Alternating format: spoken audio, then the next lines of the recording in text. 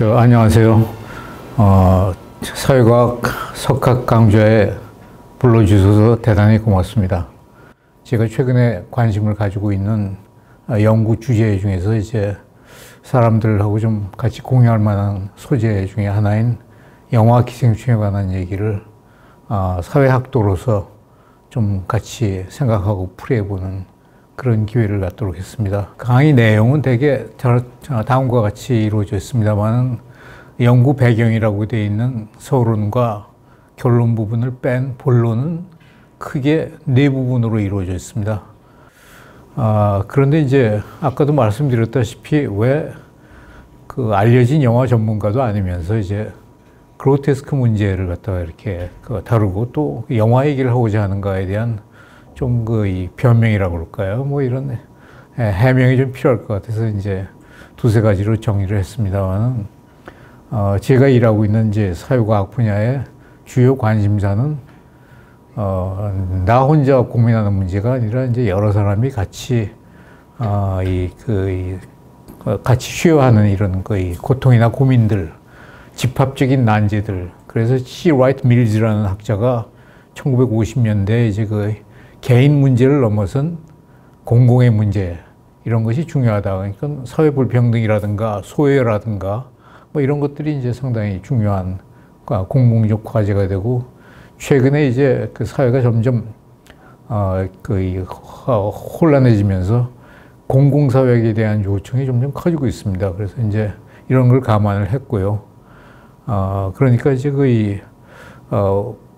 기생충이라는 영화가 다루는 한국 사회 여러 가지 계급적 불평등 문제, 이것이 이제 상당히 너나 할 것 없이 많은 사람들이 관심을 가지는 문제고, 뿐만 아니라 이제 이런 것이 표출되는 방식이 상당히 좀 기이한 형식으로 많이, 예전에 우리가 쉽게 상식적으로 납득할 수 있는 수준이 아니라 괴상망측한 형태로 이제 많이 드러나기 때문에, 이런 상궤를 벗어난 이런 기행들이 왜 오늘날 우리 사회에 점점 흘러넘치고 있는가라는 이 자체가 상당히 알만한 가치가 있는 사회과학적인 소재의 하나라고 생각됩니다.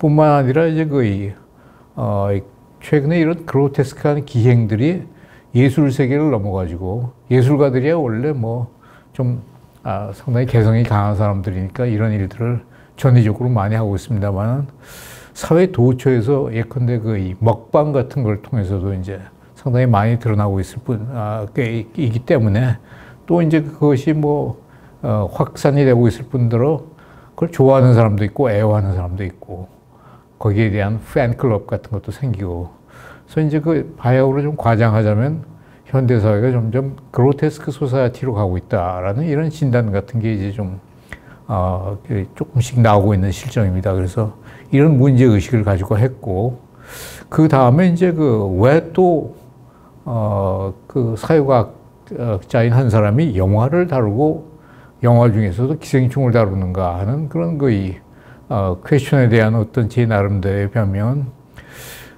영화는 말이죠, 연극과 마찬가지로 거기에는 어떤 시각적인 것도 있고 언어도 있고, 그 다음에 여러 가지 설치 같은 것도 있고, 그래서 사회 현실을 가장 충실히 대변하는 멀티플한 어떤 예술의 장르의 하나다. 그 외에 소설, 시, 또는 미술 이런 것도 있습니다만은, 미술은 상당히 기본적으로 정태적이다는 특성에서, 소설은 또 문자를 통해서라는. 그러니까 이제 영화나 연극처럼 사실 우리 현실과 현실의 축도라고 이렇게 얘기되는 것들이 없죠. 요새는 이제 온라인 게임 같은 게 더 영화보다도 아주 사회를 잘 대변하는 메타버스 같은 걸 보면 이제 그런 얘기를 많이 합니다만, 지금까지는 주로 이제 영화가 가장 다중적 예술 장르로서, 또 이제 연극보다도 훨씬 하나의 복지 예술이기 때문에 대중적 영향력이 임팩트가 큰 그런 장르였었다. 그 영화의 중에서도 이제 기생충이라는 건 우리 한국 사회의 불평등 문제를, 우리 속사를 갖다가 굉장히 적나라하게 표현함으로써 국내외에서 큰 거의 호응과 찬사를 불러일으킨 이런 작품이고, 그런데 또 이런 영화의 주제가 우리가 생각하기조차 징그러운 동물. 사실 이런 거 우리가 잘 안 볼라 그러잖아요. 근데 이런 안 볼라 그런 기생충을 갖다가 소재로 했는데 사람들이 왜 여기에 대해서 열광을 할까? 이런 것을 갖다가 이제 그로테스크한 현상의 하나로서 이제 우리가 굉장히 거의 아름다움을 추구하는 게 영화를 비롯한 어떤 예술의 공통적인 특성인데도 불구하고 참 흥미롭지 않을 수 없다. 뭐 이런 패러사이트 페노메논, 기생충 현상, 이 징그러운 동물인 기생충 현상, 이걸 갖다가 좀 사회학적으로 규명해 보고 싶다라는 그런 그 욕구가 발동해서 이제 이런 연구를 하게 됐습니다. 그래서 이제 아까 말씀드린 대로 예술 양식으로서의 그로테스크에 관한 얘기를 주로 한다면, 예술이라는 게 이제 여러 가지 예술 평론가들이 이제 정의가 있습니다만은 사람들에게 이제 감동을 주는 활동이라든가 그 활동의 결과물들 이런 걸 갖다 예술이라고 하고, 어떤 식으로 감동을 주냐면 참 아름답다, 세상이 아름답고 살만한 것이야, 뭐 이런 식의 감동을, 그러니까 아름다움의 추구라는 게 이제 예술의 본령이라고 할 수 있겠죠. 그래서 이제 아름다움을 결핍하거나 상실하면 그건 더 이상 예술과 멀어지는 것이다 라는 이런 거의 좀 지엄한 주장까지 제기되고, 그렇기 때문에 이제 예술은 길고 인생은 짧다라는 그런 그 얘기까지 나돌고 있는 것이라고 할 수 있습니다. 이 예술이 추구하는 아름다움의 어원, 그리스말 어원은 칼로온입니다. 그러니까 이제 이 칼로온은 원래 굉장히 포괄적인 의미를 가지고 있어요. 그러니까 꼭 예쁘고 아주 이런 아름다움뿐만 아니라 뭔가 마음을 훈훈하게 하는 이런 식의 아름다움도 포함이 됐고, 서구 근대 사회가 가지고 있는 크나큰 특징 중에 하나가 이제 이런 과거에 같이 합쳐져 있던 가치들이 이제 서로 영역이 분할된다는 겁니다. 요새 그러니까 미스 코리아 같은 데 보면은 진선미 이런 식의 얘기가 있다시피, 그러니까 이제 지는 주로 카그니티브한 지식과 인식적인 거, 선은 주로 이제 윤리적이고 도덕적인 거, 미는 이제 예술적인 것, 이런 식으로 해서 이제 미가 특히 예술과 직결된 것이다. 도덕적인 윤리적인 아름다움이나 인지적인 아름다움 그런 것보다도 이제 주로 예술은 좀 더 미학적인 아름다움, 이게 이제 본령이다 하는 식의 이 규정을 하게 됐는데, 이건 꼭 철학자뿐만 아니라 이제 칸트가 그러니까 세 가지 비판서를 썼죠.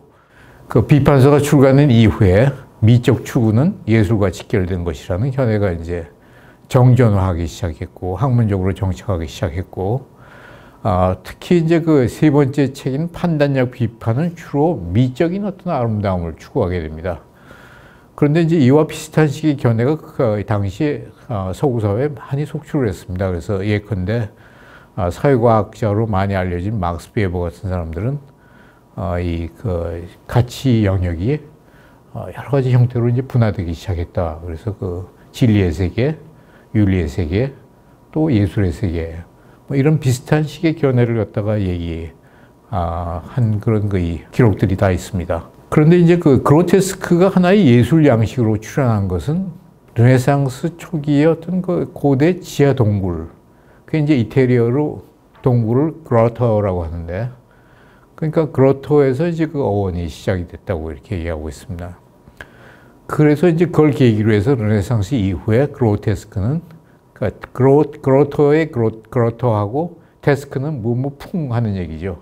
그러니까 동굴풍, 이 새로운 미적 욕구를 갖다가 담지한 전통 미학의 어떤 대안으로서 이제 출현하기 시작했는데, 이렇게 이제 르네상스를 계기로 해서 구체화한 그로테스크 예술이 나중에 이제 매너리즘이라든가 다다이즘이라든가 바로크라든가 낭만주의, 상징주의, 초현실주의 이런 다양한 예술 사조들과 서로 이제 교차하면서 새로움을 추구하려는 예술계의 주요 사조들과 어울려 가지고 이제 예술적 입지를 상당히 강화하고 성장시키게 됩니다. 근데 이제 그뿐만 아니라 현대 사회는 나중에 또 자세히 설명드리겠습니다만 탈경계, 유동성, 복합성, 복잡성, 다양성, 뭐 이 다원성 이런 것들을 특징으로 하지 않습니까? 그래서 이런 우리 사회 세계가 점점 이런 성격을 강화해 감에 따라서 그로테스크한 그 현상들이 이제 예술의 울타리를 넘어가지고 이제 사회 전반으로 확산되게 된다. 이런 이 추세를 발견할 수가 있습니다. 그래서 이런 걸 갖다가 이제 몇 가지 그냥 그림으로 보면은 왼쪽은 선사 시대의 오스트레일리아의 동굴 벽화입니다. 그러니까 뭐 굉장히 오래된 거. 그 다음에 이제 피렌체의 이 메디치가가 만든 보볼리 정원이라고 보볼리 가든의 이제 인조 동굴입니다. 그러니까 동굴이 이제 암굴에서부터 지상으로 나오게 된 것이죠. 그 다음에 이제 세 번째 그림이 16세기에 티볼리 자연 분수. 여러분이 관광을 가게 되면 대개 이태리 관광 가면 꼭 필이 들리는 그런 상당히 미학적으로 풍성해지는 그런 작품. 그 다음에 그 아래쪽이 이제 루카 시오넬리라는 그 프레스코 화가가 그린 최후의 심판이라는 그림인데 자세히 들여다보면 이제 미켈란젤로의 최후의 심판은 주로 사람만 주로 나오는데 저기서는 뿔이 달린 괴물들도 나와가지고 이제 사람이 아닌 존재들이 이제 그로테스크의 화풍에 이제 등장하게 되는 것이고 그 다음에 이제 아시다시피 14, 15세기에 유럽을 휩쓴 페스트 그걸 갖다가 묘사한 작품인데 저 작품 자체는 17세기에 이제 이탈리 왁스 조각가인 가에타니 춤보라는 사람이 만든 건데 이제 산 자와 죽은 자가 그냥 막 같이 갇혀 있는 저런 식의 또 다시 동굴 비슷한 전경을 갖다 그리고 있습니다. 그래서 이런 생과 사 이것이 이제 관 옆에 혼재되어 있는 이런 섞일 수 없는 것들이 서로 혼재되어 있는 이런 것이 이제 다음 그림인 저건 21세기의 하나의 시각예술 작품이고요. 울리세 알드로발리라는 사람이 만든 책인데요. 괴물의 역사라는 저건 이제 일종의 표지인데 그 안에 내용을 보면 굉장히 다양한 포유동물, 조류 또는 뭐 여러 가지 양서류, 설치류 이런 동물들과 인간의 결합같이 많은 인수 결합 이런 전경들이 그려져 있습니다. 그로테스크의 현황. 그러면 오늘날의 그로테스크는 어떻게 이제 이루어지고 있는가? 여러분 아시죠? 레디 가가 아주 기괴한 복장과 기행으로 많이 알려져 있는. 근데 기행도 아니라고 생각되는 게 소고기를 갖다가 둘러싸고 이제 옷처럼 입고 있죠. 근데 사실 우리 몸이라는 게 다 고기 덩어리 아닙니까? 그러니까 뭐 저게 알고 보면 그렇게 또 기이할 것도 없는데 하여튼 지금까지 안 했으니까 지금 기행으로 보이는 거죠. 그 다음에 이제 중간에 있는 게 조커라는 영화 포스터 일부고 그 다음에 여러 가지 형태의 키메라 같은 건데 베이비 에일리언이라고 할까요? 이제 오른쪽에 있는 그림은 아주 끔찍한 인간과 동물의 복제라고 할 수가 있죠. 그 다음에 그 아래에 있는 게 이제 우리 설치 미술가고 장식 미술가인 이불이라는 예술가의, 그러니까 직접 자기가 출연하는 이런 그로테스크한 작품이고, 그 다음에 이제 여러분이 잘 아시는 AI 그로테스크, 인공지능과 자연지능의 접합. 그 다음에 이제 뭐 세상 만물이 모든 섞이는 걸 묘사하는 이런 작품도 있고, 이것이 이제 사회 밖으로 이제 뭐 많이 발현되는데, 아까도 말씀드렸다시피 먹방 같은 걸 통해서 제가 왜 저렇게 굶지도 않는 시대에 들어와가지고 우리가 목숨을 걸고 먹는가, 저걸 또 우리가 열광을 하는가. 요새 우리가 그러니까 TV 방송 이런 걸 보게 되면 좀 심하게 얘기해서 반쯤은 먹는 거고 반쯤은 노래하고 노는 거고 뭐 이런 식이에요. 그러니까 저런 건 정말 이제 그로테스킹한 거에 예술의 세계에서 이제 일반 사회 세계로 이 전파된 것이라고 이렇게 얘기할 수 있겠습니다. 그래서 이제 그로테스크에 대한 미학에 대한 담론은 이제 뭐 이건 쭉 보시면 알겠습니다만 효시는 이제 칸트가 예술의 아주 가장 지고한 가치가 이제 숭고에 있는데 그 숭고에 반대되는 그 명제가 이제 괴대, monstrous 하는 거, 괴대, 괴상하고 좀 그 아주 좀 옹대하고 좀 이상한 반명제 설정을 했는데 이런 걸 조금 더 이제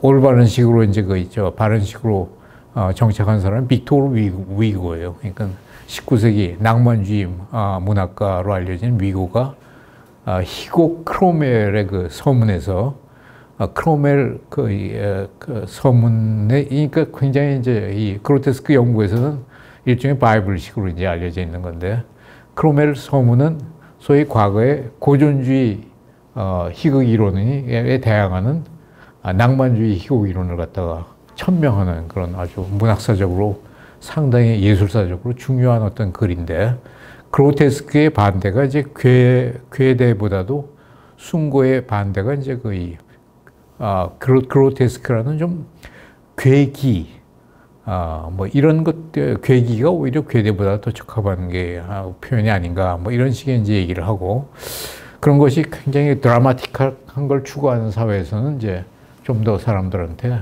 어필할 여지가 많을 것이다라고 이제 전망을 합니다. 그래서 이제 그걸 필두로 해가지고 최근에는 이제 데리다라든가 장 보드리아라든가 마리송이라든가 스트레보 지젝 같은 식의 학자들에게 쭉 이어져 와서 이제 그로테스크 연구가 전승되고 있습니다. 그래서 이제 이런 연구를 쭉 정리해 볼 때 그로테스크가 과연 뭐냐? 내용이 뭐냐? 이 속성을 좀 알아보면 속성이 간단치가 않아요. 너무 다종다기하기 때문에 그걸 한마디로 표현하기가 좀 쉽지가 않다. 그로테스크라는 게 이제 저렇게 문제시되니까 이걸 갖다가 좀 분류를 하려다 보니까 이게 뭐 굉장히 생각보다 다양해가지고 이걸 어떻게 해야 될지 잘 모르겠지만 일단 그 내용을 그래도 전반적으로 좀 축소하자면은 이게 전부가 아닙니다. 전부가 아닙니다만 아주 좀 추한 거, 그 다음에 좀 괴상한 거, 안캐니한 거, 그 다음에 좀 웃기는 거, 또는 이제 드립도 뭐 이질적인 게 섞인 거, 하이브리드한 거, 그 다음에 뭔가 좀 초월적인 것 등등 여러 가지 수식어로 대변할 수 있는 다양한 속성들로 이루어졌다. 그래서 그걸 갖다가 이제 좀 알기 쉽게 그 그래픽으로 이렇게 보게 되면 이건 왼쪽에 있는 게 E.T.의 영화 장면의 하나죠. 그러니까 어떻게 보면 E.T.가 좀 나중에는 뭐 참 우리하고 교감을 합니다만 얼마나 처음 보면 섬뜩하고 놀래. 추하죠. 생긴 몰골이. 그런데도 이제 나중에 그 마음을 트고 보면 저렇게 이제 가까워진다는 건 추미의 이제 하나. 그 다음에 이제 손가락에 막 싹이 돋아나는. 끔찍하죠, 저게. 그러니까 괴상한 미. 그 다음에 저거는 이제 이 보테로라는 이제 작가인데요. 라틴 회화의 거장이라고 하는 보테로. 이 사람은 주로 이제 이 비대한 것의 그 아름다움을 갖다가 이제 저런 식으로 표현했고요. 그 다음에 이제 이 네 번째 그림이 그 사진 작품인데, 신화주의 사진 작가라고 하는 대만 출신의 사진 작가인데, 데니엘 리라는 사람이 이제 주로 많이 묘사하는 건데, 사람 같기도 하고 동물 같기도 하죠. 그러니까 매니멀이라는 인간에다가 애니멀, 매니멀이라는 그런 이제 작품. 그러니까 저게 인간인지 동물인지 혼란스러운 혼미의 극치다. 그다음에 이제 뭘 초월하는 그런 거는 백남준 우리가 잘 아는 백남준 작품의 다다익선이라는 작품이고, 그러니까 세상이 저렇게 막 미디어 속의 세계처럼 이제 들어가고 이런 것들이 다 전형적인 사례인데 저게 전부가 아닙니다. 그러니까 여러 가지 기타 등등이 있지만 하여튼 좀 이렇게 그래도 구체적으로 좀 소개하다 보면 저런 것들이 가장 많이 꼽힌다. 이렇게 얘기할 수 있겠습니다. 그러면 이제 그로테스크 미학의 여전히 그로테스크 얘기인데 유형과 이게 앞으로 어떻게 변화돼 왔는가 이후에 이런 걸 좀 처음에 출발은 이제 그로테스크에 대한 사람들의 반응이 너무나 지금 기존의 상투적인 거에 대한 그 염증 이런 걸 탈피하려는 어떤 새로운 것에 대한 열망, 추구 이런 것들이 이제 원래는 숭고를 지향하는 것이 전통적인 미학의 어떤 그 본령이었었는데 거기에 대한 어떤 역의 범주에 속하는 그로테스크에 대한 선호가 이제 싹트기 시작했다. 이게 출발점이에요. 그러면 이 존재 가치는 어디에 있는가? 왜 이렇게 웃기고 괴상하고 공포스럽고 이런 걸 사람들이 수용을 하거나 또 애호하는가? 기존 가치에 대한 도전을 할 수 있는 새로운 어떤 사회적 예술적 영토를 갖다 개척한다는 거죠. 특히 이 사회가 점점 혼란스러운 상태로 될수록 이런 그로테스크한 프레임이 우리 시대의 정신적, 심리적, 문화적 상황을 갖다가 판독할 수 있는 상당히 유용한 개념적인 툴이 될 수 있다. 뭐 이런 식의 문제의식이 점점 사람들에게 공감을 이루면서 이제 그로테스크에 대한 선호가 예술의 영역을 넘고 사회 영역으로 이제 널리 확장되는 것이다. 이런 과정을 조금 더 조식적으로 이제 이건 뭐 다른 책에 있거나 그런 건 전혀 아니고 제가 그냥 좀 정리한 겁니다만 처음에는 그로테스크가 시각 그 예술을 중심으로 한 형상계에서 출발했죠. 동물 미술도 그렇고. 그러니까 이 과제는 심미적인 것, 심미적인 변경의 확장이라고 할까. 그래서 이제 반미학의 미학, 아름답지 않은 것도 우리가 아름답게 받아들이려는 어떤 이런 예술 운동, 여기서 이제 싹튼 것이라고 했었는데 이게 점차 미술의 영역을 넘어가지고 미술 조각 뭐 이런 시각 예술의 영역을 넘어가지고 문학 쪽으로 이제 파급하게 됩니다. 아까 빅토르 위고 같은 사람들이. 그러니까 이런 문학적 세계에서는 이제 그 과제가 무슨 예쁘고 아름다운 것보다도 인습적 제약을 갖다가 이제 탈피해보자. 우리를 옥죄고 있는 이런 인습적인 제약들, 금기, 윤리적, 그러니까 비정상의 정상화. 과거에는 우리가 이걸 갖다가 이례적이고 비정상적으로 생각했는데 이걸 알고 보니까 또 어떤 면에서 맥센스하고 받아들일 수 있다. 이런 정상화들. 영구적이지 않더라도. 그래서 이런 식의 이제 문제의식에서 이제 이게 문학의 작품에서는 주로 이런 것들이 한강의 채식주의자 뭐 이런 것들이 이제 다 우리한테 공감을 불러일으킨 것들이 다 이런 카테고리에 속한다고 할 수 있고요. 그 다음에 이제 현실, 문화, 우리 현실 세계에 들어와가지고는 이런 어떻게 보면 인습적인 걸 갖다가 자꾸만 받아들이고 그러다 보니까 과거에 어떤 우리가 뭐가 좀 고상하고 뭐가 천박하고 또 뭐가 아주 고귀하고 상스럽고 또 뭐가 바람직하고 그렇지 않고 뭐가 강하고 약하고 뭐가 더 우월하고 더 열등한가. 그래서 이제 부당한 서열, 꼭 그럴 필요가 없는데도 이제 이런 부당한 서열에 대한 어떤 도전 저항, 이런 것에 대한 욕구가 싹 터가지고 이제 이 사회적 그로테스크가 성행하게 되는 이런 면모를 발견할 수 있습니다. 그래서 이제 이런 걸 갖다가 조금 유형화시키면 시각예술에서 시작하고 문학작품까지 이제 흐르도록. 이게 전체 합하면 예술이죠. 그죠? 예술 장르에서 이제 표출되는 것. 이런 것을 갖다가 형상계에서 나타나는 그로테스크라는 발현 영역을 갖다가. 그 다음에 이제 문학작품을 거쳐서 이제 인문학의 세계, 이 인문학적 담론, 철학, 미학, 뭐 이런 쪽으로는 언술의 세계. 그걸 갖다가 이제 우리가 서사적 그로테스크라고 이렇게 얘기할 수가 있고. 그 다음에 이제 인문학에서 얘기하는 문화현상들, 그 다음에 이제 사회구조, 사회현상들, 이런 전체적인 어떤 사회문화적인 어떤 표출 형태를 지향하는 이런 그로테스크를 갖다가 현실계에서 많이 이런 게 나타나기 때문에 현실계에서 발현하는 그로테스크, 이런 식으로 이제 좀 묶어볼 수 있을 것 같습니다. 근데 저것들이 서로 맞물려 있는 것이죠, 이제. 그래서 이제 문제는 이게 이제 따로따로 이렇게 분리가 됐던가 이제 맞물려가지고 예술적인 그로테스크가 원래 기원인 기원인데 예술적 그로테스크, 언술적 그로테스크, 사회문화적 그로테스크 이런 게 이제 서로 서로 거의 섞이게 됩니다. 이제 딱 별도로 이게 고립돼서 있는 게 이제 섞이게 돼가지고 우리가 그 세상을 살아가면서 책도 보고 이제 작품도 보고 이제 감동도 하고 그러잖아요. 그러다 보면 이게 참 그런 게 아니었었구나라는 걸 깨우치게 되고 행동을 하게 되고 의식도 그렇게 갖게 되고 하는 식이죠. 그러니까 이게 이제 그 그로테스크 트리니티, 삼위일체처럼 이제 한 몸으로 이렇게 성부와 성자와 성령 이런 식의 성삼일체처럼 그로테스크 삼일체처럼 이제 섞여가지고 이제 이런 것이 사회 미학으로서의 그로테스크다 이렇게 얘기할 수 있을 것 같습니다.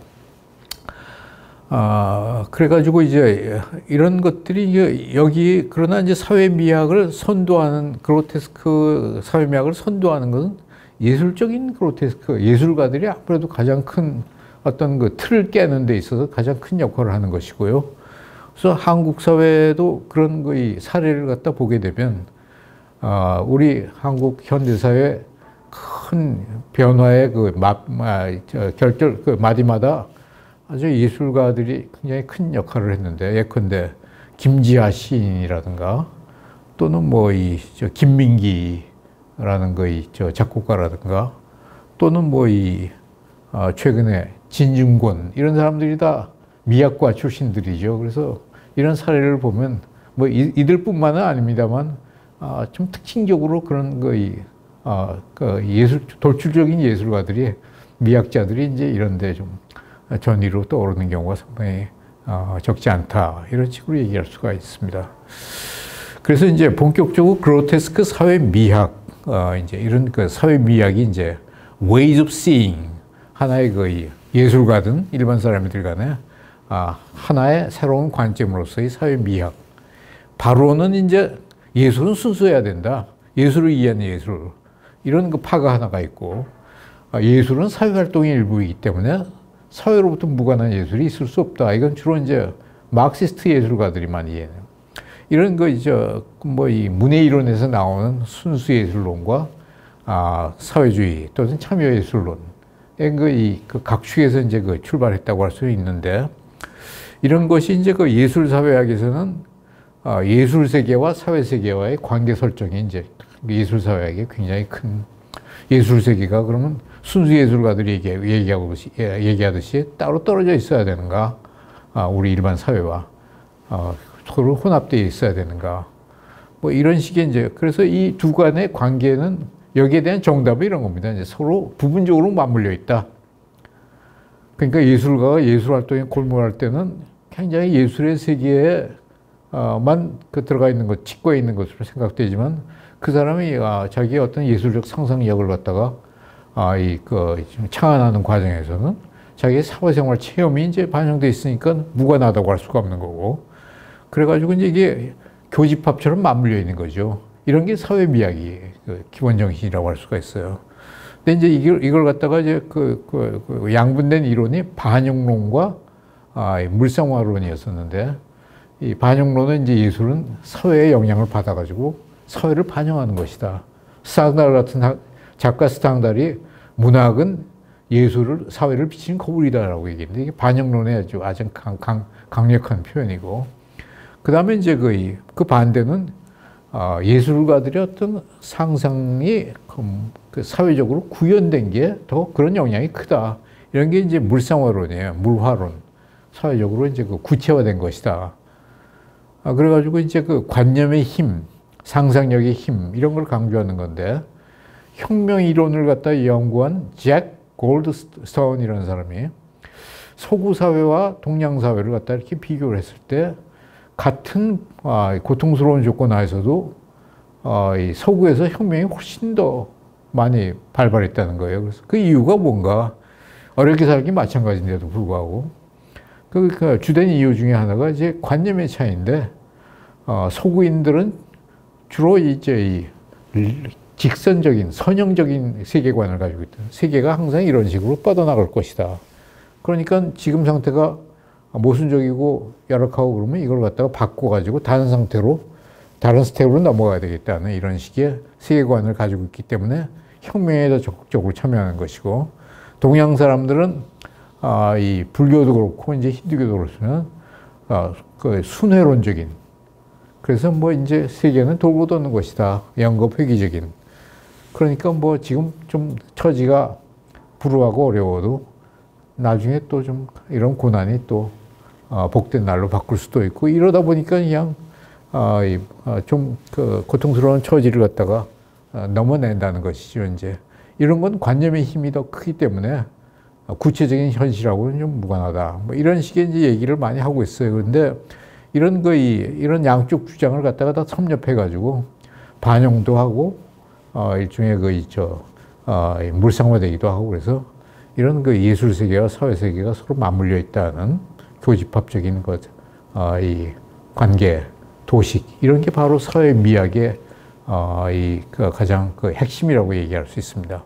그럼 그로테스크 사회 미학의 이제 정말 내재적인 성격이 뭔가를 갖다가 이제 좀 우리가 파악을, 이런 식으로 이제 그 우선 내용면으로 이제 그로테스크 할 때 되게 어떤 내용들이 포함되는가, 아까 그 이 속성에서 좀 우리가 훑어보긴 했습니다만, 우선은 그 이 컨텐츠를 가지고 본다면 1, 2, 3은 그냥 뭐 한 세 가지 정도를 그때 생각했다는 거예요. 이제 비속하고 아주 거의 조야하고 또는 거의 필티하고 외설적이다.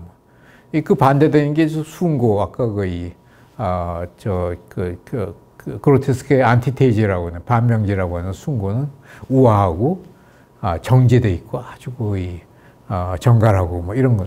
이걸 갖다가 이제 한 몫으로 묶는다면 저열한 거, 그 다음에 이제 고결한 거.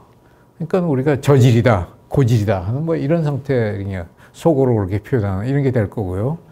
그 다음에 또 한 가지 이제 성격 진단을 할 때 앞에는 이제 주로 콘텐츠를 가지고 있는데 구성적으로 어떻게 이루어져 있으니까 우리가 이걸 괴이하다고 할까. 막 뒤섞인 거, 또는 그 좀 뭐 서로 그 조화가 이루어지지 않는 것, 그리고 막 좀 파형적인 거, 이런 게 일종의 혼돈된 상태, 이런 걸 우리가 그로테스크라고 많이 생각합니다. 그 다음에 이제 그 세 번째는 기능적으로 성격, 역동적이고 기능적인 그런 걸 통해서 이제 좀 치부를 폭로하고, 그래서 이제 그 뭔가를 규범적인 걸 위반하고, 이탈하고 위반하고, 그래서 뭐 이제 이 새로운 그 세계로 뛰쳐나가고 탈주하고, 이런 좀 행동적, 역동적, 기능적인 이런 걸 갖다가 이제 확장, 익스텐션, 지금의 울타리를 확장을 한다. 그래서 아까 저열, 혼돈, 확장, 이런 걸 이제 좀 세 개를 다 합쳐보죠. 근데 이런 합치는 작업 같은 게 이제 삼각형 안에 이제 뭐 하는 것을, 밑에 이제 가로선은 이제 존재론적인 측면에서 컨텐츠가 어떻고, 그 다음에 왼쪽은, 오른쪽이 이제 주로 조합이 어떻거니, 구성이 어떤가, 이런 게 이제 존재론적인 측면이고, 기능적이고 역동적인 측면이 아까 이제 그 세 번째에 나온 거. 그래서 저열, 혼돈, 확장, 이런 식으로 이제 배치를 하고, 이런 식의 이제 오퍼레이션이 되게 여러분이 잘 아시는 그 프랑스의 레비 스트로스라는 대학자가 있죠. 레비 스트로스가 이제 언어학에서 이제 차용을 해가지고 그 유명한 요리의 삼각형 같은 걸 통해서 전통사회를 갖다가 이제 분석을 하는데, 요리의 삼각형, 요리가 세 가지가 있다는 거예요, 기본적으로. 날 것, 익힌 것, 그 다음에 썩은 것. 뭐 이런 요리의 삼각형, 그 비슷한 시기에 이제 구상을 한 거죠. 이제 저런 식으로 해가지고 확장, 저질, 저열, 혼돈, 이런 걸 갖다 포괄하는, 한마디로 표현할 수 있는 그로테스크의 사회적 미학, 사회 미학으로서의 확장된 의미의 사회 미학으로서의 그로테스크의 요체는 무엇일까? 그것이 반전, 전복, subversion, 이런 거라는 거죠. 그러니까 기존에 있는 그 순서, 서열, 이런 걸 갖다가 뒤엎어버리는, 이런 기존의 질서를 갖다 뒤엎는, 이런 것이 그로테스크 사회 미학의 가장 중요한, 한마디로 표현할 수 있는 핵심적인 내용이다. 이런 걸 전제로 해가지고 이제 우리가 현대사회로 한번 들어가 보죠. 현대사회를 특징 있는 여러 가지 메가 트렌드가 있습니다. 우리 사회가 어떤 식으로 변하고 있다. 가장 우리가 많이 알려진 게 이제 글로벌리제이션, 세계화, 지구화, 그 다음에 인포메티지, 정보화, 그 다음에 이제 점점 그 집단보다 개인을 강조하는 개인화, 이런 식으로 해서 이제 후속적으로 지구화가 되고, 그러니까 거의 세계 문물이 막 거의 우리한테 다양하게 소개가 되고, 또 그게 디지털 정보망을 통해서 그 지구촌 그냥 먼 곳에 있는 게 우리가 금방 알 수 있고 실시간으로. 그러니까 굉장히 사회가 다원화되고, 그 다음에 이제 거의 유연화된다. 유연화된 건 우리가 얼마든지 자기가 좀 선택의 폭이 넓어지니까 이제 유연화된 거예요. 그러니까 한마디로 사회는 점점 초개방적인 복잡계로 이제 들어간다. 이렇게 얘기할 수가 있겠어요. 그런데 이제 이런 식의 시대적 진단은 한국 사회뿐만 아니라 이게 이제 세계사적인 어떤 변화라고 할 수가 있습니다. 그러니까 이제 이 사회가 점점 그로테스크에 대한 걸 많이 수용하려는 쪽으로 다원화되고 유연화되니까 그럴 수도 있지. 관용성이 증가하고. 그런데 이제 그로테스크 현상이 얼마나 더 사회적으로 거의 성행하는가는 그런 식의 이제 거의 발생 가능성만 가지고 이루어지는 게 아니라 그걸 포용을 해야 됩니다. 그러니까 괴짜는 어느 시대나 다 있다고 해요. 그러니까 고대 사회도 있고 뭐. 그런데 이제 오늘날 괴짜, 괴행 이런 게 더 성행하는 가장 큰 이유는 사람들이 그걸 받아들이는 거예요. acceptable하다고 받아들이는 겁니다. 그러니까 수용도가 상당히 중요하다. 사회적 발현보다도 이제 수용이 더 결정적인 요건이 된다. 그래서 한국 사회의 경우는 그럼 그로테스크에 대한 관심이 어떻게 변했는가를 한번 상당히 정교한 양적인 어떤 그 분석을 통해서 한번 알아보고. 저 데이터는 이제 2005년에서 2018년도까지 우리 그 포털 사이트 네이버에 나와 있는 거기에 이제 총 136개의 뭐 주요 일간지부터 시작해가지고 이제 어지간한 미디어, 뉴미디어까지 다 포함된 136개 매체에 나오는 주제어들을 갖다가 다 엄청나게 많죠. 보기는 저렇게 간략합니다만은 저 작업이 굉장히 큰 거의 역정을 거친 작업인데, 그래서 이제 그로테스크라는 말과 관련된 연관어들을 갖다 목록을 쭉 정리를 한 것인데요. 2008년 이전에는 조금 3개년도에 걸쳐가지고만 좀 잘라가지고 2008년도에는 보세요. 공연, 패션, 연극, 미술, 영화, 드라마, 무용, 문학, 예술문화 탐방에서 다 예술뿐입니다. 거의 100%가 예술이에요. 최다 빈도예요. 그 다음에 2013년도를 건너가 보면 영화, 문학, 시 뭐 다 있고, 그 다음에 뭐 아동소설, 앨리스, 이상한 나라 앨리스 다음에 패션, 진중권이 좀 나와 있어요. 그 다음에 이제 한국 사회가 나와요, 이게. 그로테스크 한국 사회가 나와요. 그러니까 좀 이건 사회적인 거예요. 예술만은 아닌 거. 인권. 이것도 꽤 인권 문제에 그로테스크가 나오기 시작합니다. 문화, 트렌드, 이런 쪽에 이제 좀, 물론 예술 트렌드도 있지만은 상당히 이제 부분적으로 비예술 분야에 대한 소재가 이제 그로테스크의 연관으로 등장하기 시작하는데, 2018년도 상반기에 가면은 밑에 있는 숫자가 이제 연관어 빈도인데, 57개에서 59개에서 상반기만 해도 133개로 굉장히 많이 늘어납니다. 상반기만 한 건 제 데이터, 그때 그 입수된 데이터. 근데 여기에 보면요. 연극, 음악, 문학 다 있습니다만, 대한민국, 뉴시즈, 사회, 공감, 분담, 발걸음, 그 다음에 전도체, 공예, 스모크, 이런 게 다 그로테스크하게 나와 있어요. 그러니까, 이게 사회적인 게 이제 굉장히 많은 지분을 차지하기 시작하는 그런 단계에 들어가 있는. 그러니까, 이제는 우리가 그로테스크를 갖다가 담론을 할 때, 순수 미학적인 그로테스크론만 가지고는 틀만 가지고 유용한 게 아니라 사회미학적인 관점을 가지고 보는 게 훨씬 더 유효하다. 이런 식의 얘기를 할 수 있는 것이죠. 그래서 집계된 관심사의 수치의 추세를 갖다가 우리가 라프하게 좀 보면요. 우선은 그 양적 측면을 가지고 보면 그로테스크에 대한 연관어 숫자가 점점 점증하다가 최근에 들어와서는 격싱을 합니다. 그러니까 그로테스크에 대한 수용도가, 관심의 수용도가 점점 커지고 있다는 거고요. 내용적인 측면에서 예술적인 그로테스크를 넘어서 사회적 그로테스크로 굉장히 왕성하게 뻗어나가고 있다. 그러니까 이것은 곧 그로테스크 한국 사회라는 좀 아직은 조금 이르긴 합니다만 이런 명제를 갖다가 우리가 좀 표제화할 수 있는 이런 근거가 될 수 있다 이렇게 얘기할 수 있는 것이죠. 그러면 그로테스크한 한국 사회 중에서 가장 그로테스크한 측면, 저는 그것을 갖다가 이제 불평등 현상에 대한 것을 적용시켜보고 영화 기생충도 바로 그런 불평등한 계급 현실을 갖다가 우리한테 얘기하고 있는 것이니까요. 한국 사회의 계급 현실을 보게 되면 저건 주로 이제 그 임금을 가지고 임금 불평등을 얘기한 거예요. 근데 저거 얼핏 보면 주로 그 연도별로 사회적인 어떤 거 있죠. 임금 수준별로 저렇게 나와 있는데 꼭 보재기 같죠.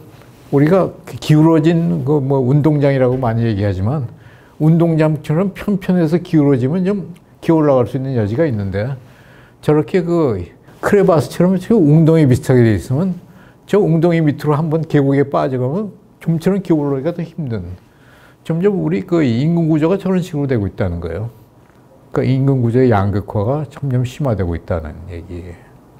근데 임금만 가지고도 저 정도인데, 오늘 그 이 자리에서 뭐 그냥 거론은 안 했습니다만은 자산 격차까지 따지면은 이제 훨씬 더 저거보다 가파른 현상이다 이렇게 얘기할 수 있고요. 공간적인 차원에서도 부모의 재산과 자식의 수능 점수, 아파트 매매 가격, 이게 뭐 별표가 있다시피 아주 강한 상호관계가 있어요. 공간적인 차원에서 그러니까 굉장한 격차가, 공간적 양극화도 일어날. 이거는 교육적 차원, 교육이라는 게 자녀 교육이겠죠. 여러 가지 그 소비 지출이 이제 계급별로 차이가 있습니다만은 가장 큰 차이가 벌어지는 게 자녀 교육비입니다.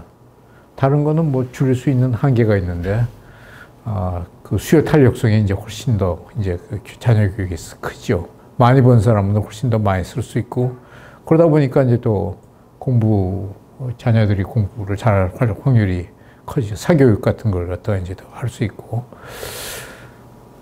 자, 그러니까 이제 의식적인 차원을 가지고 볼 때 계층 귀속감, 어느 층에 속한다고 생각하느냐. 세대별로 보면요. 그래도 옛날 사람들 세대고 예전 그 기성세대보다 밑에 있는 요새 MZ세대가 훨씬 자기네들이 이쯤이면 나도 중산층엔 들어라는 귀속감을 많이 가지고 있는데, 앞으로 어떻게 될 것이냐.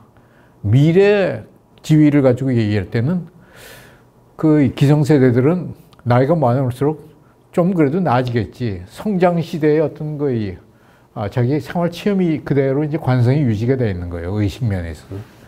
최근에는 이제 비록 내가 틀림없는 중산층이라고 더 많이 생각을 하고, 또 이제 그 도시락 싸들고 다니지 않고 대학 다닐 때 뭐 식당에서 밥 먹고 뭐 그 예전엔 라면만 먹었는데 이제 분식집을 탈피해가지고 점심 때도 닭볶음도 먹고 뭐 또 좀 돈 생기면 비싼 것도 먹고, 또 밥만 먹고 나서 그건 끝인 게 아니라 커피도 한 잔 마시고 필수적으로. 이러니까 이제 지금은 좀 처지가 괜찮은 것 듯하지만은 나중에 미래 자기 처지를 생각하면 깜깜하다.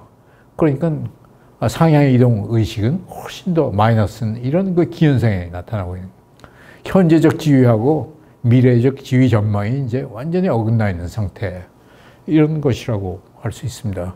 이게 굉장히 모순적이죠. 그러니까 지금까지 얘기한 걸 쭉 종합하면 양극화라고 이제 얘기를 많이 하잖아요. 경제적, 공간적, 교육적, 의식적. 특히 한국 사회는 이 학군제나 사교육 시설의 배치 때문에 굉장히 이런 게 같이 이제 갑니다.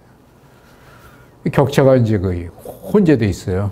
그래서 이게 그 라이프 스타일의 문화적 양극화, 촌스럽고 뭐 강남북이 이런 거. 그 다음에 이제 신체적인 더 날렵하고 날씬하고 팅팅하고 뭐 이런 것들. 그 다음에 이제 뭐 거짓말도 잘하고 도덕적인 양극화, 성격도 나쁘다. 심성적인 뭐 이런 격차 같은 게 자꾸만 나타난다고 그래요. 이게 사실이라면 정말 이런 그 사실은 아니겠지만 이런 게 이제 점점 이런 추세가 강화되고 그래서 사람들이 이렇게 믿으면 적어도 믿는다면 사실이 아니라고 믿는다면 우리는 배달민족 같은 족속이 아니라 나라는 하나인데 사람은 부류는 한 나라 두 민족인 두 국민인 상당히 단절적인 물과 기름처럼 단절적인 상태로 나갈 것이다. 굉장히 불안한 상태. 이런 걸 갖다가 이제 그 양극화라는 걸 마크스가 그 얘기를 한 적 있죠.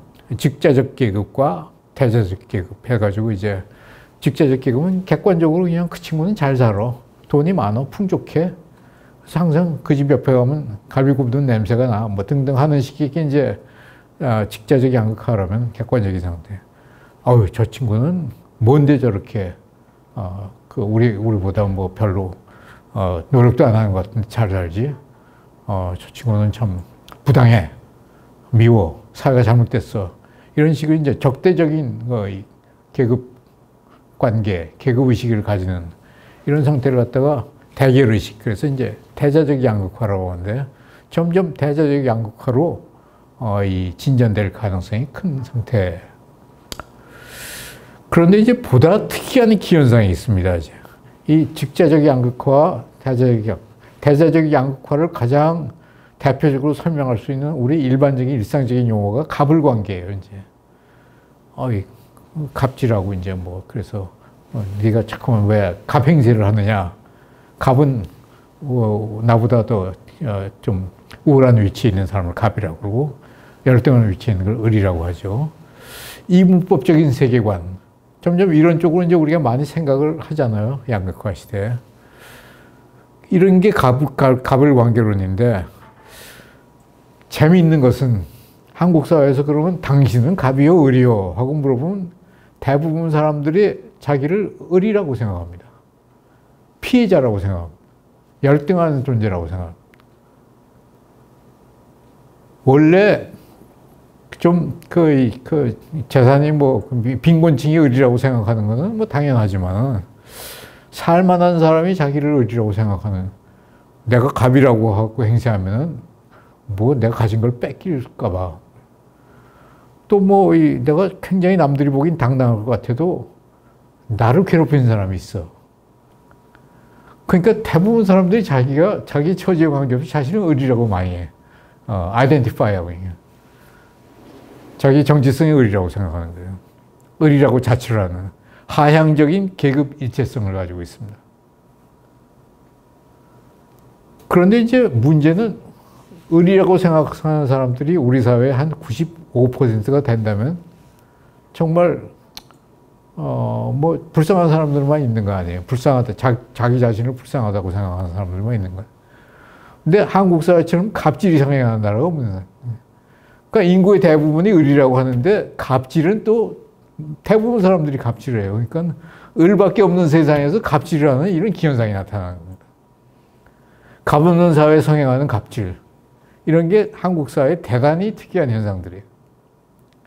그래서 틈만 나면 자기 지위가 조금이라도 우세하면, 그러니까 뭐 이마트 같은데 드나드는 뭐 보통 사람들의 경우, 뭐 거기서 소비자는 왕이니까 조금만 종업원이 잘못하면 뭐 불러세우고 하여튼 괴롭히고 하는 이런 것들.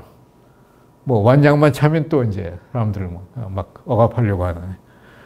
이 그로테스크 한국 사회의 사회미학적인 어떤 그 분석의 적실성을 갖다가 뒷받침하는 굉장히 아주 결정적인 우리 사회 현실의 축도라고 할 수가 있습니다.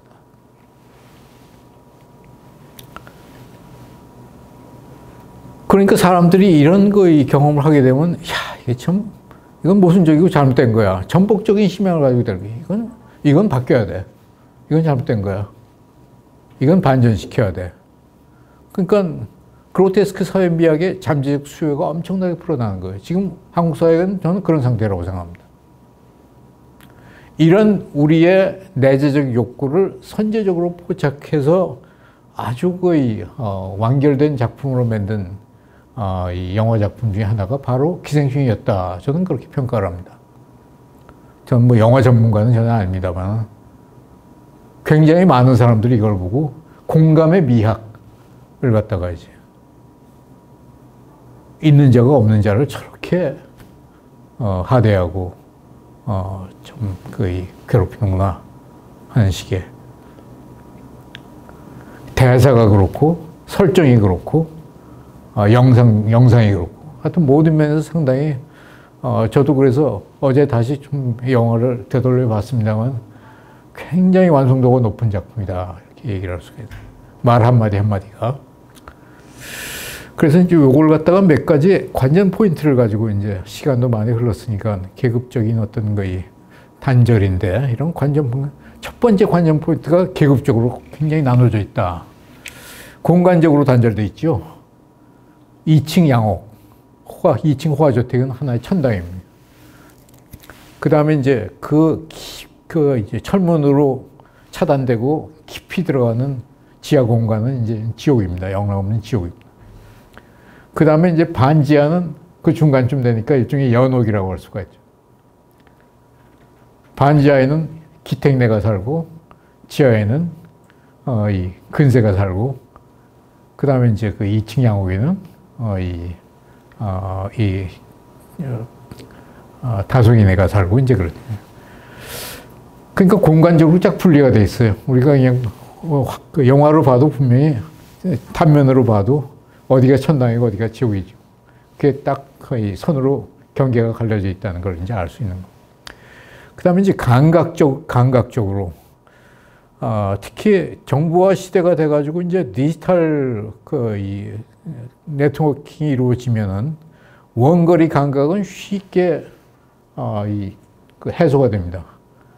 원격 교육 뭐 이런 걸 통해 가지고 우리가 지식을 얻을 수가 있고 또 뭐 음향도 들을 수가 있고 이제 소위 시각적, 청각적인 건 얼마든지 시공간 압축을 해서 나눌 수가 있고 들을 수가 있고 효용할 수가 있고 공유할 수가 있는데 감각적인 거는 디지털 테크놀로지 쉽게 지우거나 감추거나 할 수가 없어요.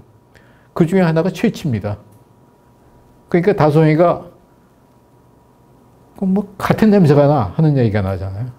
그게 이제 뭐 반지하 냄새라고 그러고 지하철 냄새라고 하고 그러니까 우리가 쉽게 얘기해서 찌든 냄새죠. 삶의 찌든 냄새, 가난뱅이 냄새 이런 건 쉽게 없어지지 않는다는 거예요.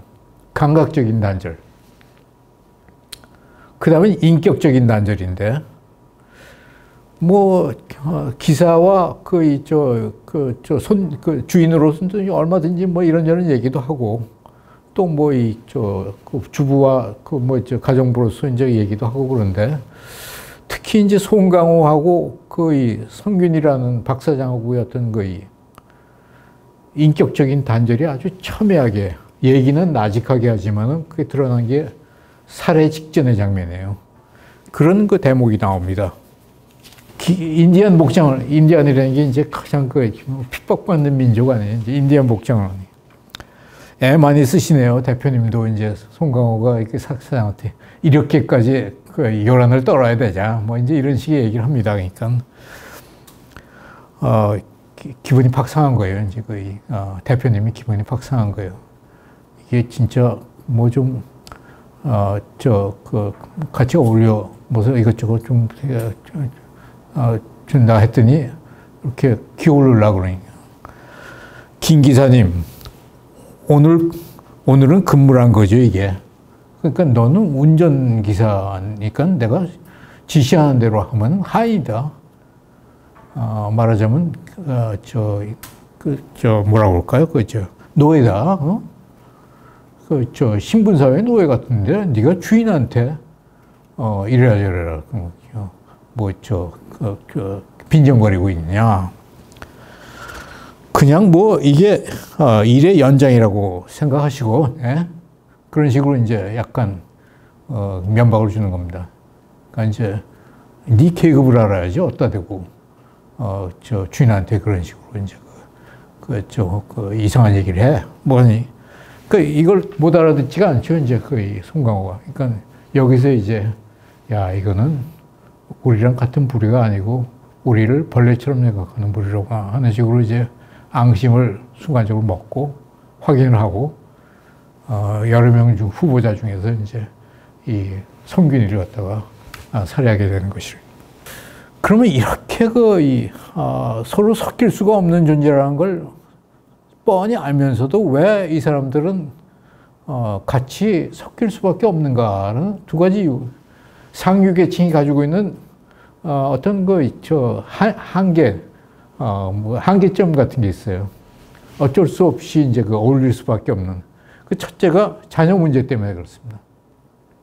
자녀들 지위 계승을 해야 될 텐데, 그러려면 이제 공부를 철저히 시켜야 되겠다는 가정교사. 그 다음에 다성의 경우는 이제 정서적 안정. 근데 마음이 이게 의지가 굳지 않으면 안 되니까 이제 그런 것도 마음 공부를 위해서도 이제 과외 공부가 필요하고. 하여튼 과외 공부를 위해서 그걸 갖다 메이크업 해줄 수 있는 이런 하루치킨이라도 이제 그걸 좀 갖춘 사람이 이제 도와줘야 돼. 소위 과비를 통해서 이제 그런 걸 사는 거죠.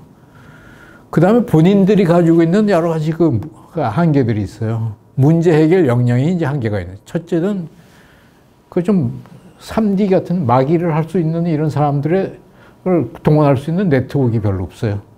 지들끼리는 뭐 이제 잘 어울리는데 정말 좀 굳은 일을 해줄 수 있는 가정부라든가. 그러니까 있던 가정부 그대로 쓰잖아요, 원래. 그 다음에 가정교사 이런 것도 그냥 아름아름 해가지고 쓰고, 운전기사. 그런데 이제 운전기사를 쓸 때 되게 어떻게 써요? 기후가 소개해 주잖아요. 뭐 이런 사람이 있는데 해가지고. 우리 뭐 아저씨 이민 가려다가 무슨. 그걸 갖다가 그냥 홀딱 넘어갑니다. 그거 다 믿고. 그 다음에 이제 가정부를 쓸 때도 마찬가지예요. 송강호가 가정부 얘기를 하니까 명함을 하나 꺼내죠. 거기에 보면 The Care라는 거예요. 이게 이제 소위 이런 잡부들 소개하는 그런 굉장히 좀 고급 지업 중개소인데 아주 고귀한 사람들만 여기 고객이고. 근데 뭐 이제 거기에 전화를 하니까 시니어 슈퍼바이저입니다 하고 이제 기정이가 받잖아요. 그걸 갖다가 그래가지고 이제 약호를 죽여가면서 이제 막 속임수를 써서 그런 식으로 홀딱 넘어갈 정도로 이제 인지동원력이 떨어지는 거고, 자생력이 없어요. 그러니까 과외에 의존해야 되고, 그러니까 연교의 살림이 그야말로 살림 솜씨가 진짜 형편없는.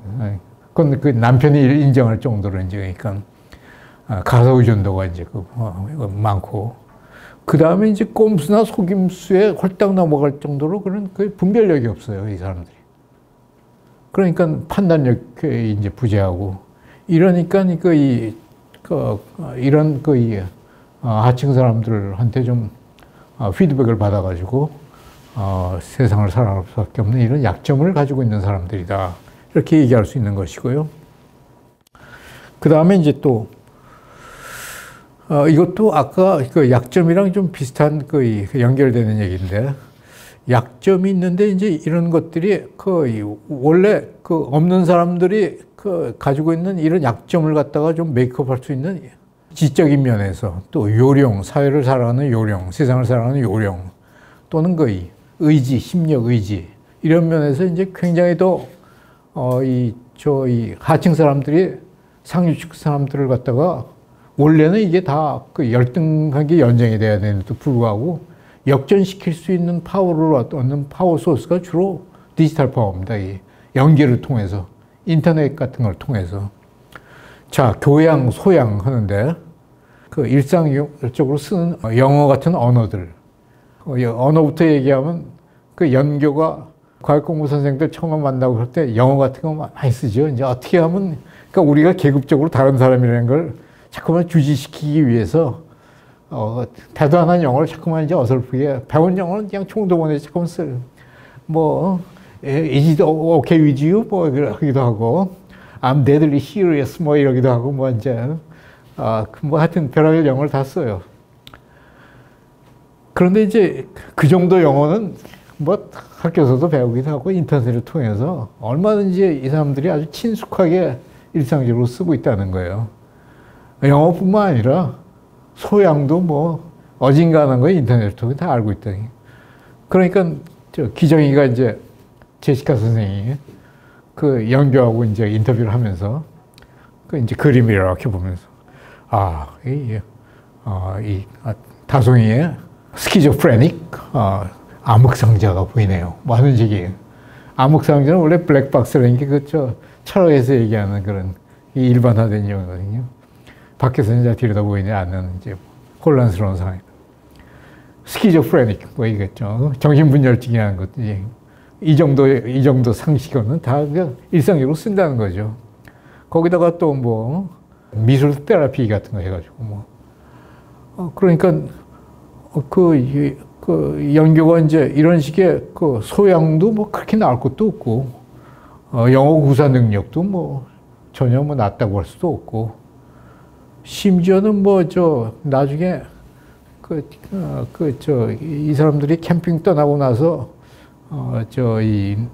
누굽니까 기정이가 욕탕에 가서 이렇게 그 황제처럼 목욕을 하는데 이제 기우가 물 한 병 갖다 줄까 하고 그러니까 이제 기정이가 뭐라 그래요? 텔레파시 뭐 이런 얘기 하잖아요. 우리 뜻이 통했다 뭐 하는 식으로 땡큐. 그러니까 이 정도 영어는 이 사람들도 반지하에 살면서도 다 한다는 거예요. 그러니까 뭐 이 소양이나 언어면으로 그 상류계층이 하류계층한테 더 과시할 게 별로 없다는 거예요. 그게 디지털 시대에 들어와가지고. 처세술이나 편법 이런 것도 마찬가지예요. 피자 나라인가 뭐 하는 데서 이제 그 피자 박스 가지고 하는데 직원들 들었다 놨다 하면서 이제 얼려가면서 이런 식으로 다 일감 따내고 하는 식의 처세술. 그 다음에 이제 편법 같은 건 뭐 서류 위조 같은 거부터 시작해가지고 편법을 얼마든지 할 수 있는 건 없는. 그 다음에 이제 담대한 아주 굉장히 과단성이 있는 그 심리력도 대단한 사람들이에요. 이 사람들이 참 자기네 정체가 발각이 될 수 있는 가장 암적인 요소가 이제 이 가정부 이정은인데 이정은을 제거하려고 이제 하는데 통용되는 수단을 보면 뭐 이 복숭아 뭐 이 알러지 같은 거 해가지고 다 얼마나 그러고 이제 이 사람이 나중에 살려달라 그러잖아요. 충숙 언니, 우리 다 같이 같은 일 하고 사는 주제인데 뭐 이렇게 좀 너무 그러지 말고 이제 우리 그냥 돈봉투까지 주면서 내가 부탁할 테니까 우리 남편 먹을 거 하나 좀 주고서 하라 그러니까 아주 단호히 뿌리치잖아요. 이런 과단성 같은 게 보통 의지가 아니에요. 이렇게. 그 다음에 이제 영민하잖아요. 여러 대목에서 그런 걸 알 수가 있습니다만, 제시카가 이제 그 일자리 구하러 갈 때, 제시카, 독도는 우리 땅 하는 노래 있잖아요. 제시카 외동딸, 시카고, 등등 하는 식의, 이런 노래까지 찰전지 읊어가지고, 그 암송을 해가지고 이제 들어가서 깜짝같이 속이는, 이런 걸 가지고 보면 이제 얼마나 이 사람들이 영리하고 치밀하고, 그러니까 한마디로 굉장히, 스마트하고 쿨한 사람들이고, 거기에 비해서는 이제 지금 박 사장 집안에 있는 사람들은 좀 덜하고, 분별이 없고, 순진하고, 세상 돌아가는 거 물정도 모르고. 그러니까 처음에 아르바이트 소개해 줄 때 그 친구가 기우한테 사모님은 좀 심플해 그러잖아요. 그러니까 좀 바보라는 얘기죠. 그 다음에 이제 송강호 기태기가 이제 술 한잔 먹으면서 여기 이 집주인 사람들은 말이야 좀 뭐라 그럴까 바보 같다. 그 중에서도 사모님이 가장 거시기하지. 그 중에서 제일 멍청한 게 사모님이다 하는 식의 얘기를 하는데 이런 걸 가지고 보면 지식이라든가 세상을 살아가는 요령이라든가 담력이라든가 이런 면에서도 다 더 이상 이게 빠질 게 없는 이런 빠질 게 없는 힘은 어디서 나오냐면 대개는 디지털 테크놀로지를 통한 연결의 힘에서 나왔다. 저는 그렇게 생각을 합니다. 그 다음에 이제 네 번째 관전 포인트는 이 뒤엎고자 하는 전복의식인데, 기후가 참이 도덕적인 면에서는 뭐 아주 몰도덕하죠. 부도덕 정도가 아니라 자기가 가르치는 애 일기장을 갖다가 이렇게 보면서, 너 뭐 보니? 그러니까 이제 일기장을 보면서 이제 거기에 이제 자기를 좋아한다는 그런 그 사연이 있던 모양이에요. 나 여기 뭐 얘하고 이제 결혼할 것 같아. 뭐 이런. 그러니까, 이 집이 그러면 우리 사돈 집이 되는 거야? 뭐 이런 식으로 이제 얘기를 하잖아요. 그러면서 이제 제가 뭐 만든 말입니다. 지위 세탁을 하는 거예요. 이제 예전에 학력 세탁이란 말이 있지만 이제 계급 세탁, 지위 세탁을 해가지고 한번 이제 결혼을 잘하면은 계급이 이제 완전히 돌연변이하는 지위 세탁. 이런 식의 망상, 꿈을 꾸기도 하고. 근데 이제 이게 단순한 망상이 아닌 게 뒤엎어도 뭐 그렇게 크게 잘못되지 않았을 정도로 상류층 사람들이 별로 그렇게 뭐 존경스럽지도 않고 뭐 그렇게 대단한 것도 아니라는 게 아까 이제 드러난 여러 가지 그 증거를 가지고도 알 수 있는데, 그걸 단적으로 알리는 게 이제 이 사람들이 급히 집에 돌아오면서 뭐 허기지고 피곤할 거 아니에요. 그럴 때 이제 생일 파티 할 때는 무슨 뭐 온갖 우아한 요리를 다 장만을 하는데, 그라탕에 무슨 뭐 스파게티다 뭐 하는데 우아하게 뭐 첼로 연주자까지 부르고 하던데, 그러나 정말 자기네들이 배고프고 막 속 타고 그럴 때는 짜파구리 끓여내라는 거예요. 몇백 원 되지도 않는 거예요. 그러니까 이제 야, 짜파구리 어떻게 우리도 참 먹어본 지 오래된 걸 갖다 어떻게 끓이냐 하는 정도인데, 그러니까 그런 응답을 받는 사람 입장에서는 야, 니들도 뭐 급하면 별 볼 일 없는 우리랑 뭐 크게 다를 바 없는 존재로구나 하는 거 다 그냥 동격적인 존재라는 걸 갖다가 실감하게 되는 거예요. 자, 그러니까 이 박 사장님 집하고 기택네 집하고 다 동격인데, 아까 또 문광 이정은은 또 우리 이런 일을 하는 사람들끼리 서로 그냥 서로 피해 주지 않고 살아가려는 이런 동격이에요. 그러니까 알고 보면 이 사람들이 기본적으로 다 동등한 인간들이라는 거예요. 그리고 뭐 교양이나 뭐 이런 면에서 별로 나을 것도 없는 사람들인데, 교양으로 따지면요, 이정은의 부부가 제일 교양 있는 사람들입니다. 서가에 꽂혀 있는 자기네들이 보는 책이나 또 무슨 뭐 음악적인 어떤 소양, 댄스도 하고 그러잖아요. 클래식 뮤직에 맞춰가지고. 그 다음에 뭐 이 사람들이 하던 이 사회 현실에 대한 어떤 식견이라든가, 이북 사회에 대한 어떤 비유 같은 걸 봐도 얼마나 이 사람들이 뭐 이게 기택내는 물론이고 IT 글로벌 비즈니스를 한다는 이런 박 사장네 식구들보다도 훨씬 더 교양 있는 사람들이라는, 소양 있는 사람들이라는 게 입증이 되는데, 하여튼 다 그게 독인객인 한 날 거 없는 이런 존재들이라는 게 이제 입증이 되는 셈이에요. 그러면서도 이제 이렇게 전복을 해가지고 어떻게 해서든지 내가 성취해야 되겠다는 그런 것들이 이제 여기 여러 가지 대목의 마지막 장면에 그런 게 나오죠. 이 모르스포를 통해 가지고 이제 아버지하고 나중에 지하에 숨어 있는 아버지하고 이제 교신이 됐어요. 아버지, 저는 오늘 계획을 세웠습니다. 그 계획. 돈을 벌겠습니다. 아주 많이. 뭐 이런 식으로. 돈을 벌어 이 집을 사겠습니다. 그 이제 공간으로, 천당으로 올라가겠다는 얘기예요. 아버지는 그냥 계단을 올라오시면 됩니다. 지옥에서 천당으로 올라오세요. 그날이 올 때까지 건강하십시오. 그래가지고 최종 장면에는 부자가 포옹을 하는 장면이에요. 부자 상봉하는 장면이 나옵니다. 이게 이루어지지 않은 꿈이죠. 이런 게 이제 만사 형통을 갖다가 약속한다는, 기대한다는 산수경석하고 이제 이렇게 우리가 오버랩이 되면서 참 이렇게 영화가 현실은 이렇게 끝나는구나 하는 걸 알게 되는데, 그럴 정도로 끈질긴 성취욕을 가지고 있어요. 자, 그 다음 장면으로 넘어가면, 그런데 이제 이 맹신적일 정도로, 그러니까 맹목적인, 맹신이라고 얘기할 정도로 맹목적 가족주의. 지위일당 달성의 욕구가 모든 사람들이 가지고 있는 게 좀 차이가 있습니다. 지위일당 속 욕구의 심재적인 저변의 기초는 뭔가 하면 가족에 있어요. 특히 아이들이 있는 가족. 이 가족이야말로 외부적 도전에 대한 나도 뭐 도전해야 되겠다. 나도 잘 살아보게 돼도 응전의 기틀이에요.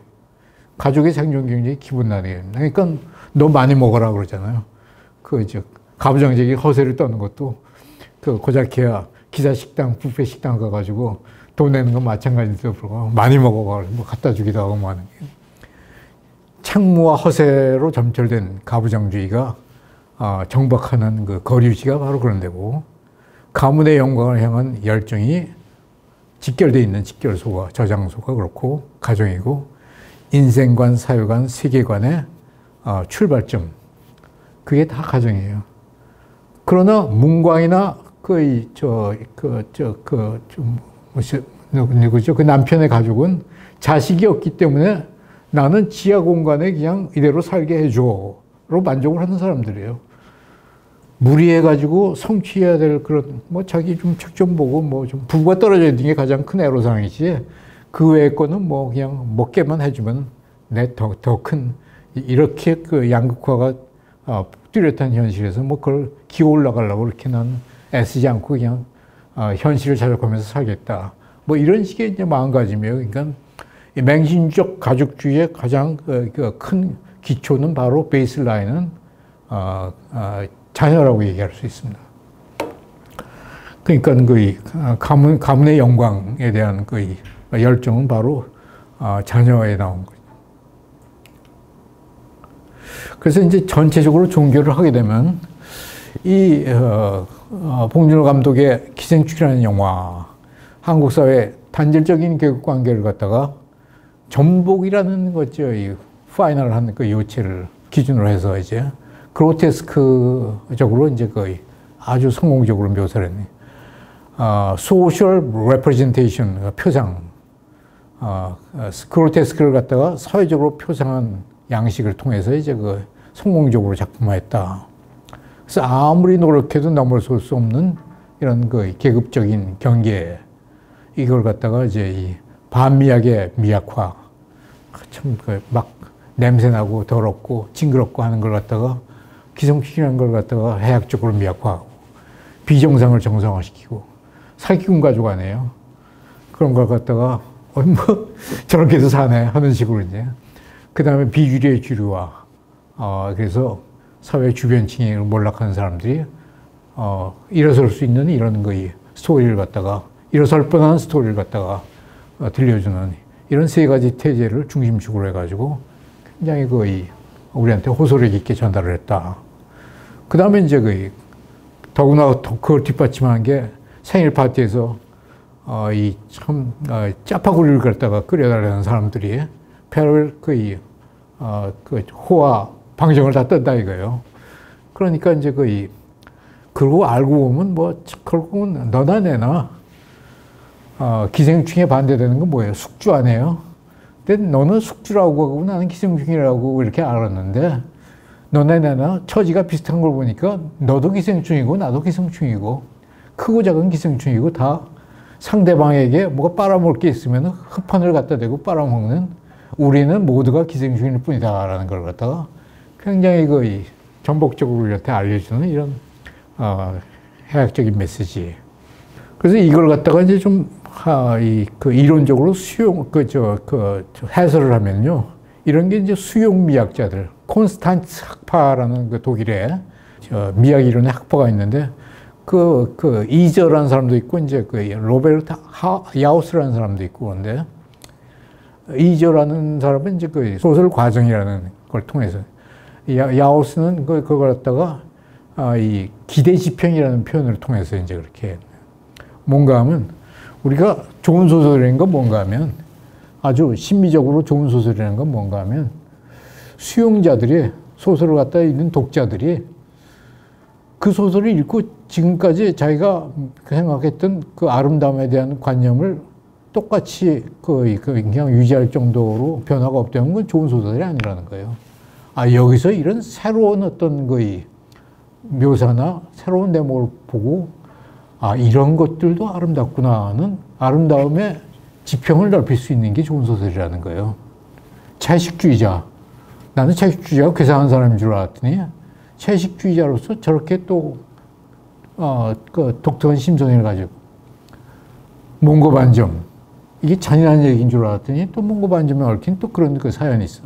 등등 해가지고 이제 이런 그 심미적 차이, 지금까지 자기가 견지해왔던 그 호라이즌스 오브 익스페리언스, 심미적 기대 지평보다 조금 한 걸음 더 이색적인 걸 보여줘가지고 그걸 이것도 아름다운 거구나. 심미적 지평선을 넓히면 심미적 공간이 더 넓어지는, 감상의 공간이 넓어지는 거죠. 공감의 공간이 넓어지고 이런 걸 갖다가 증진된다고 주장했는데 이런 논리대로 한다면 사회적 기대지평, 심미적 기대지평이 아니라 사회적 기대지평을 갖다가 확장을 함으로써 이 영화가 우리한테 우리 사회의 계급적 현실이 이런 거구나 하는 걸 갖다가 굉장히 호소력 있게 깨우쳐준다. 이렇게 얘기할 수 있는 거예요. 그래서 지금까지의 논의를 그냥 한마디로 정리한 하나 함의를 갖다가 좀 말씀드리자면 이런 수용미학적인 과거의 어떤 수용미학자들이 했던 미학적 해석은 반미학이 미학화라는 예술적 표상의 범용 내에서 이루어져 있던 문해사조 뭐 이런 것과 직결된 얘기였었다면 이제 표상의 범위를 갖다가 예술 범위를 넓혀가지고 사회세계로 넓혀서 하나의 어떤 그 사회미학적인 인식 틀을 가지고 우리가 세상을 바라보게 되면 앞으로 아름다운 사회가 어떠한 식의 형태여야 되고 우리가 그러기 위해서는 어떻게 나가야 되는 것을 갖다가 우리한테 호소력 있게 알려주는 이런 계기를 갖다 제공해 줬다라는 점에서 저는 상당히 이 영화가 중요하고 또 우리한테도 시사하는 바가 크다 이런 생각을 하게 됩니다.